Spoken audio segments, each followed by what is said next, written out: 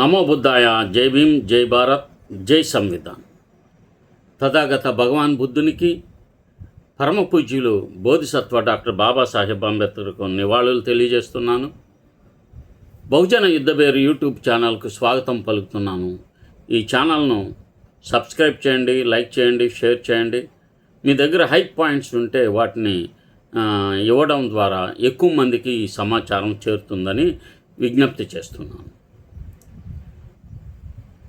ఢిల్లీలో విద్యార్థి ఉద్యమాలు తీవ్రంగా సెన్సేషన్గా జరుగుతున్న క్రమంలో చాలా ఘోరంగా జాతీయ భద్రతా చట్టాన్ని అమలు పొడిగింపును ఇదివరకు ఉంది ఈ జాతీయ భద్రతా చట్టం. దాని టైం అయిపోయింది, దాన్ని మళ్ళీ తిరిగి పొడిగించారు.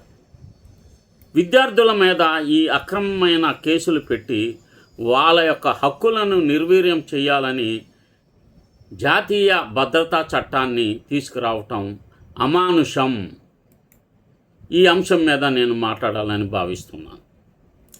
దేశ రాజధాని ఢిల్లీ ప్రస్తుత విద్యార్థి ఉద్యమాలతో చాలా ప్రభావితం చేస్తుంది. దేశవ్యాప్తంగా వేలాది మంది విద్యార్థులు వీధుల్లోకి వచ్చి నిరసనలు చేస్తున్నారు. పోలీసులు భారీగా బలగాలను మోహరించి వందలాది మందిని అరెస్ట్ చేశారు. ఈ నేపథ్యంలో ప్రభుత్వం తాజాగా ఒక నోటిఫికేషన్ విడుదల చేయడం సోషల్ మీడియా మరియు రాజకీయ వర్గాల్లో తీవ్రమైన చర్చనీయాంశమైంది. ఈ నోటిఫికేషన్ ద్వారా ఢిల్లీ పోలీస్ కమిషనర్కు నేషనల్ సెక్యూరిటీ యాక్ట్ కింద ప్రత్యేక అధికారాలు కట్టబెట్టింది. దీనిపై ప్రజలు చాలా తిరుగుబాటు చేస్తున్నారు, అనేక ప్రశ్నలు అడుగుతున్నారు. ఢిల్లీ పోలీసులు ఇది రొటీన్ అడ్మినిస్ట్రేటివ్ ప్రక్రియ మాత్రమేనని, విద్యార్థి ఉద్యమాలతో ఎలాంటి సంబంధం లేదని స్పష్టం చేస్తున్నారు. కానీ ఈ వివరణ ప్రజల్లో సందేహాలను తీర్చలేకపోయింది. గత చరిత్రలోని సారూప్యతలు గతంలో కూడా ఇలాంటి నోటిఫికేషన్లు నిరసన సమయంలోనే వెలువడిన ఘటనలు ఉన్నాయి. జనవరి 2020 సిఏఏ వ్యతిరేక ఉద్యమాలు ఉధృతం అవుతున్నప్పుడు ఢిల్లీ లెఫ్టినెంట్ గవర్నర్ ఎన్ఎస్ఏ అధికారులకు కట్టబెట్టారు. ఫిబ్రవరి అల్లర్లకు ముందే ఇది జరిగింది. జూలై 2021 రైతు ఉద్యమ తీవ్రమైన ఉచ్చ స్థాయిలో ఉన్నప్పుడు మళ్ళీ అదే రకమైన నోటిఫికేషన్ ఎన్ఎస్ఏ తీసుకొచ్చారు. ప్రస్తుతం 2026 జూలైతో విద్యార్థి ఉద్యమాల మధ్య వెలువడిన ఈ ఉత్తర్వు ఆ సారూప్యతను మళ్ళీ గుర్తు చేస్తుంది. పోలీసులు 3 నెలలకు ఒకసారి జరిగే రొటీన్ అని చెబుతున్నా గత ఏడాది ఏప్రిల్ 2026తో అయిపోయింది. అది జనవరి 26, అక్టోబర్ 2025, జూలై 2025 నోటిఫికేషన్ల రికార్డులు బహిర్గతం కాలేదు. ఇది సహజంగానే సందేహాలకు రేఖండి. ఎన్ఎస్ఏ ఏమిటి? నేషనల్ సెక్యూరిటీ యాక్ట్ ద్వారా దేశ భద్రతకు ముప్పని భావించిన వ్యక్తులపై ప్రివెంటివ్ డిటెన్షన్ నిరోధక నిర్బంధం విధించే కఠిన చట్టం. కోర్టు విచారణ లేకుండా 12 నెలల వరకు నిర్బంధించవచ్చు. దేశ రక్షణకు అవసరమని ప్రభుత్వం చెప్తుండగా విపరీత అధికారాలు, దుర్వినియోగ సాధ్యత కారణాలుగా ఇది వివాదాస్పదంగా మారింది.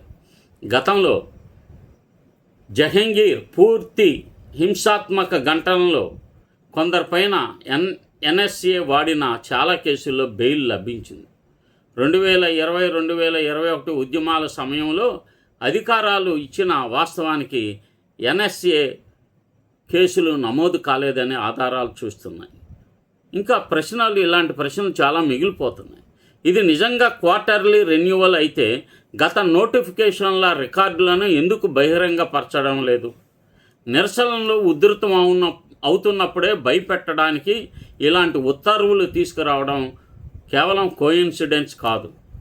ప్రభుత్వం పారదర్శకత చూపిస్తే వివాదం తీరిపోతుంది. కానీ ప్రజాకాంక్ష పత్రిక ఈ అంశంపై పూర్తి పారదర్శకత కోరుతుంది. ఢిల్లీ పోలీసులు గత 5 ఏళ్ల నోటిఫికేషన్లను పూర్తిగా వివరాలు బహిర్గతం చేస్తే అన్ని సందేహాలు తీరతాయి. ప్రజాస్వామ్యంలో ప్రశ్నలు సహజం. వాటికి వాస్తవాలతో సమాధానాలు ఇవ్వడం వ్యవస్థల బాధ్యత.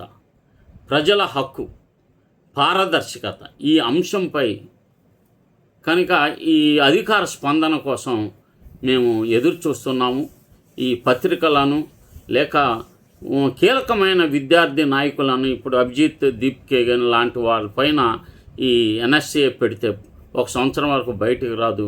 ఆ రకంగా ప్రజల్ని అణిచివేయాలన్న ప్రణాళికలు బీజేపీలో ఉంది. ఎందుకంటే వాళ్ళు ఎప్పుడు కూడా బ్రతిమలాడో లేకపోతే బామాలో ఏది చెప్పరాళ్ళు.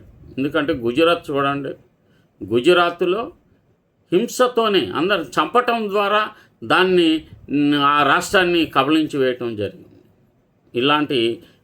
వాళ్ళకి ఇలాంటి విషయాలు పెద్ద అనుభవం ఉంది కాబట్టి వాళ్ళ విషయంలో తగు జాగ్రత్తలు తీసుకొని ఈ ఎన్ఎస్ఏ యాక్ట్ను రద్దు చేయడానికి యువత ఒక డిమాండ్గా చేర్చాలని చెప్పి విజ్ఞప్తి చేస్తున్నాను. జై భీమ్.